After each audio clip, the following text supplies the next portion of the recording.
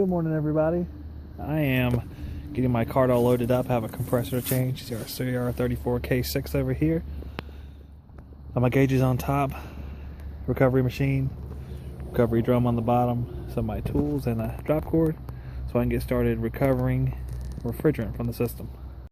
I'm hooking up my little jumper cable.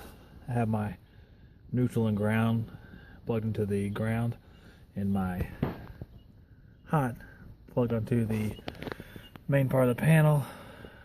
So I have my 115 volts. You can see the light on there. There's no plugs around here, and if I open up a window or door, it's 30 degrees outside, so they're going to dislike me. So I'll just jump it off here so I can run my recovery machine.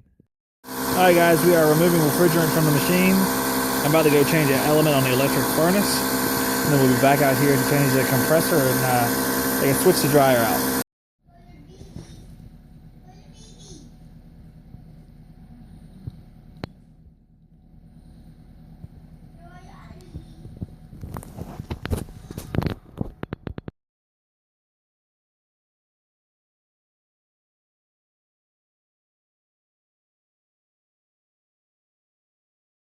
We got the top of our unit opened up. There's the culprit right there, Mr. Bad Valves himself. There's our dryer down there. We'll get that out of there and probably put it on the outside where it'll be a little bit easier to handle. But the unit is pumped down, so I'm going to cut the compressor out, start fitting up the new one. Okay, I've cut the suction line here and then discharge line here. And I could sweat the bottom section out and put it into the new compressor, assuming it's going to be the same layout, which I hope it is. And then I can just braze it together right here once I have it sitting in place to make it easier. I'm also going to get the dryer down there changed out, down there, changed out while I have the compressor out of the way.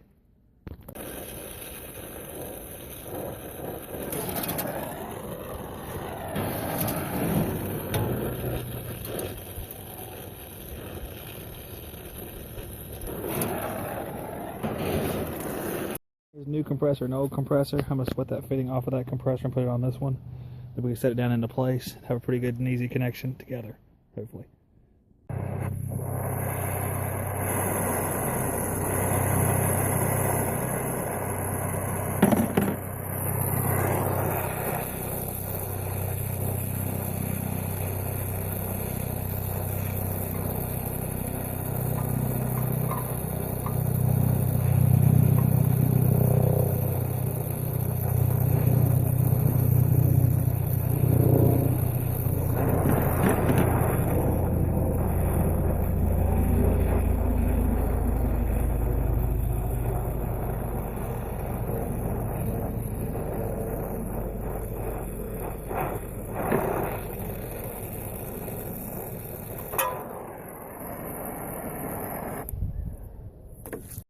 Our new compressor is sitting in place.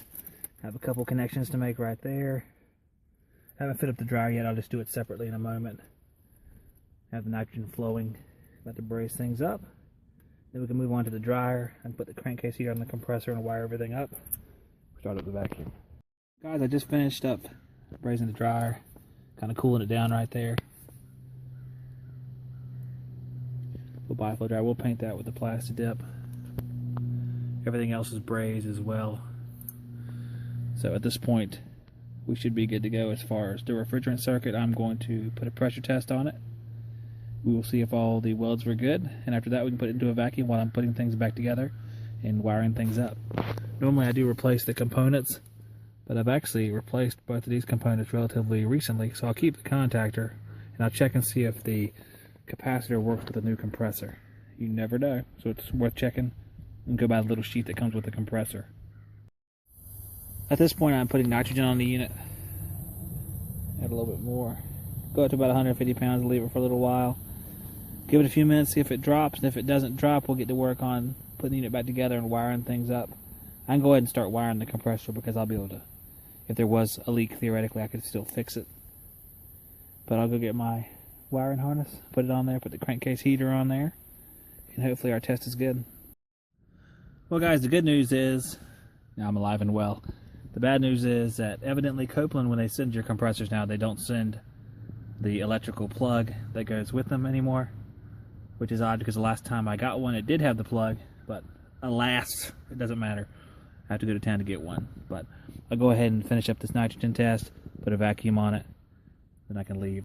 And now I'm off to go to Carrier Southeast to find myself a plug for my compressor. Looks like we had an accident over there, a little bad one.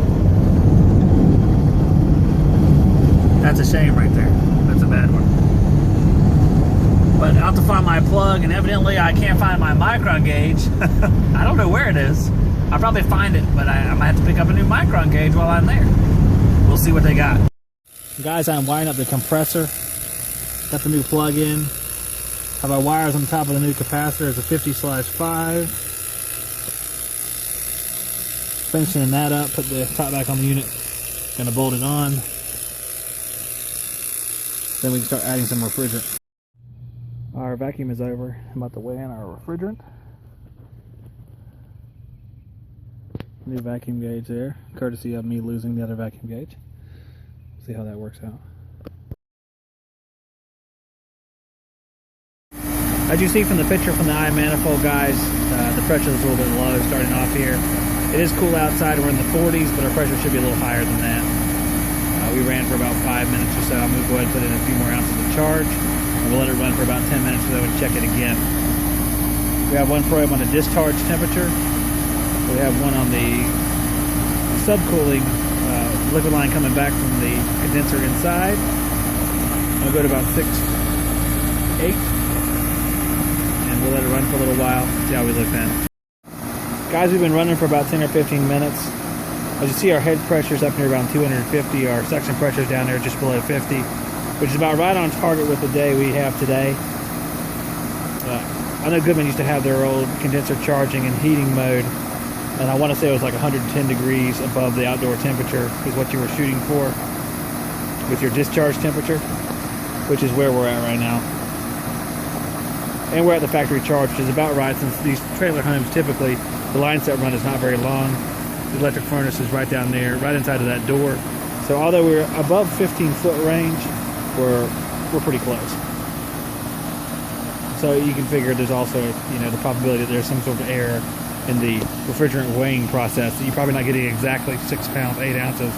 You know, you might get 6 pounds 4, 6 pounds 12, depending on how it plays out, and then you get a few extra once you suck everything from the hoses into the system. So you got to take into account that as well.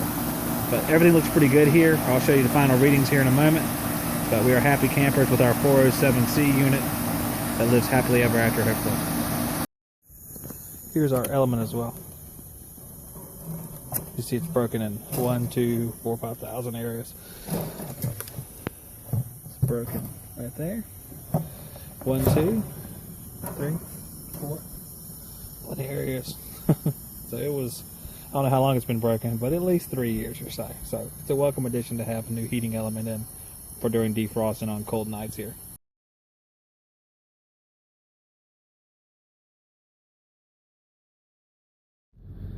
Guys, I was about to do my invoice here.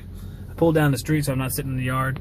Figured I'd come down to the water, down the Lanes Ferry, Cape Fear River, Northeast Cape Fear River. Be a nice place to sit and do my invoice. But nice end to a nice day on Friday. 4:56. Just in time for the weekend.